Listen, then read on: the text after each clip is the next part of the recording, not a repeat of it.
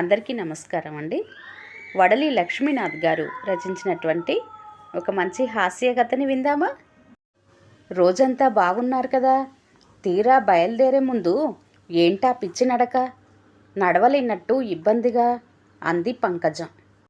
అందరి వీడ్కోలయ్యి కారు బయలుదేరాక, అమ్మాయి పంపిందని ఆ జీన్స్ ప్యాంటు వేసుకున్నాను, కానీ అడుగు తీసి అడుగు పడలేదే పంకజం, వాపోయాడు పరంధామయ్య. కొత్త బట్టలు ఇవ్వగానే పూల రంగడిలా వేసుకొని కొత్త ఐఫోన్తో ఫోటోలు తీసుకొని అమ్మాయికి పంపినప్పుడు బాగానే ఉన్నారు కదా, బయలుదేరే ముందు ఏమైంది అడిగింది పంకజం. నిన్న ఫోటో కొని వేసుకున్నప్పుడు కొంచెం సేపేగా, తెలియలేదు. ఈరోజు భోజనాలయ్యి బయలుదేరే ముందు పంచ మార్చి కట్టుకున్నప్పుడు పడిన ఇబ్బంది అబ్బో అన్నాడు. అమ్మాయి ఆడపడుచు ఇల్లని మొహమాటానికి పెట్టినవన్నీ తిన్నారు. కూతురు పంపిందని ఆ అమెరికా చాక్లెట్లు తెగ తిన్నారు. కూతురు పంపిన జీన్స్ ప్యాంటు ఐఫోన్ చూసుకొని మురిసిపోయి ఆనందంతో ఒళ్ళు పొంగిపోయినట్టుంది అంది మూతి తిప్పుతూ. ఏంటోనే పంకజం, ప్యాంటు తెగ ఇబ్బంది పెడుతుంది అన్నాడు. బడాయి కాకపోతే మరీను, మీకెప్పుడన్నా ఈ జీన్స్ ప్యాంటు వేసుకోవటం అలవాటుందా? బుగ్గ నొక్కుంది పంకజం. నీకెందుకంత ఈర్ష్య? అమ్మాయికి చెప్పి ఈసారి నీకు ఓ జీన్స్ ప్యాంటు తెప్పిస్తాలే నవ్వుతున్నాడు పరంధామయ్య. ఆ నవ్వు కూడా బాధతో కూడుకున్నట్టుంది. హవ్వా, ఎవరైనా వింటే నవ్విపోతారు అంటూ సిగ్గుపడింది పంకజం. అమ్మాయికి అమెరికా సంబంధం అన్నప్పుడే జీన్స్ కొనుక్కుందామనుకున్నాను, అందరూ నవ్వుతారని కొనలేదు. నా కూతురు కదా, నా మనసులోని మాటను కనిపెట్టినట్టు నాకు కొని పంపించింది.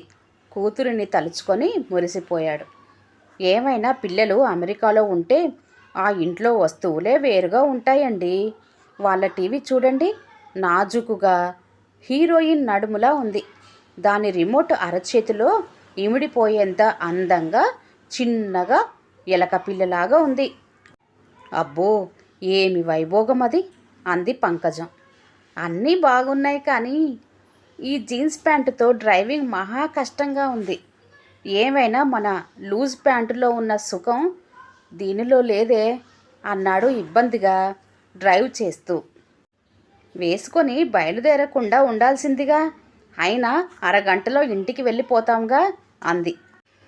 ఊరిలో నేను కారు దిగేప్పుడు నలుగురు వచ్చి నన్ను చూసి ఈర్ష్యపడాలి. నా కూతురు అమెరికా నుండి పంపిన జీన్స్ ప్యాంటు చూసి, ముఖ్యంగా ఆ ఎదురింటి అరుగు మీద కూర్చున్నాడే కాముడు, వాడికి తెలియాలి. రేపు అమెరికా వెళ్ళినప్పుడైనా ఈ ప్యాంటు అలవాటు చేసుకోవాలిగా అన్నాడు పెళ్ళం వైపు కన్ను గీటుతూ. చాలే బడాయి, ఆ కొత్త ఫోను పెట్టుకున్నారా అడిగింది. ఇదిగో మర్చిపోకుండా పెట్టుకున్నాను అంటూ షర్టు జేబులో నుంచి తీసిచ్చాడు. తెల్లగా మెరిసిపోతున్న ఫోన్ని చూసి మురిసిపోతూ అటు ఇటు తిప్పి చూసి, నాకు ఎలా వాడాలో కూడా తెలియట్లేదు, మన నోకియాలా లేదుగా అంది. అయ్యో, దాన్ని అలా వాడకూడదు, అసలే అమెరికా ఫోను, దాన్ని నువ్వు ఏమీ చెయ్యకు, నీకు ఇంటికెళ్ళాక నేర్పిస్తాను అంటూ తీసి మళ్ళీ జేబులో పెట్టుకున్నాడు. కొంత దూరం వెళ్ళాక, పంకజం, ఒళ్ళంతా సలపరంగా ఉంది, ఎందుకైనా మంచిది చారీ డాక్టర్ని రమ్మని కబురు చెయ్యాలి అన్నాడు. ఏది, ఆ ఫోన్లో ఒకసారి చారీ డాక్టర్కి ఫోన్ కలిపివ్వండి, నేను మాట్లాడతాను, మరో 10 నిమిషాల్లో ఇంట్లో ఉంటాం అంది. ఫోన్ తీసి ముందుకు వెనక్కి చూశాడు. అప్పుడు అర్థమైంది. పంకజం, ఇప్పుడు మర్చిపోయాను, ఈ ఫోన్ ఎలా వాడాలో వాపోయాడు పరంధామయ్య. మీకు అన్నిటికీ తొందరే, ఇంటికి వచ్చాక సిమ్ మార్చొచ్చు కదా విసుక్కుంది పంకజం. కారు ఇంటి ముందు ఆగేసరికి పరంధామయ్యకి ఆయాసం వస్తుంది. కారు అయితే ఆపాడు, కానీ మనిషి లేవలేని స్థితి, కాళ్ళు కదపలేకపోతున్నాడు.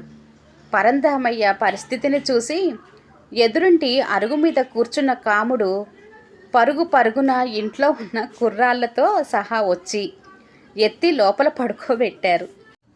అప్పుడే ఆ వీధి గుండా వెళ్తున్న చారీ డాక్టర్ ఈ హడావుడి చూసి లోపలికి వచ్చాడు.